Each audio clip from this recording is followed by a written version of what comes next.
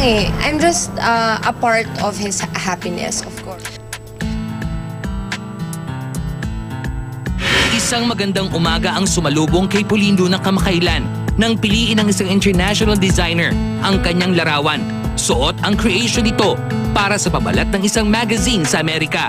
Agad na nag-post ang TV host actress sa kanyang Webstagram. Her post reads, and we quote, "What a great morning! I woke up to this. Hollywood Weekly featured international designer Rocky Gathercole in their magazine, and they chose my photo wearing his creation and used it as their cover. One of my dreams has finally come true. Thank you to the team behind this shoot." Actually, hindi naman ako yung nakuha. Si Rocky Gathercole, yung designer na nakatrabaho ko, nagpa siya ng pictures sa Hollywood abroad. The Hollywood Weekly, the magazine, planned to feature him. Tapos natuwa lang ako kasi yung picture ko yung nagustuhan nila. Tapos yun yung nilagay nila sa cover. May kopya na ba si Pauline ng Hollywood Weekly magazine? Si Rocky, bumili siya sa States, tapos pinicturean niya yung sarili niya na hawak yung magazine, tapos sinend niya sa akin. Ano naman ang naging reaksyon ng kanyang nobyong si Bossing Vic Soto? Pinakita ko lang yung picture. Proud daw siya.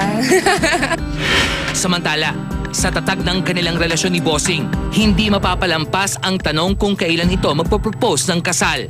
Medyo mahirap mag-comment about it. Kasi hindi talaga yun nanggagaling sa babae, nanggagaling siya sa lalaki. O, tsaka siguro parang it's about time na parang matigil na rin na i-pressure si Vic. Kasi palagi na lang siyang tinatanong. Diba? I mean, kawawa naman. Let it come from him. Diba? Basta ang mahalaga raw ay... We have a very quiet relationship and I think yun yung mas nakakatatag sa amin. Kasi mahirap yung very open, maraming nangingialam. I'm just a part of his happiness.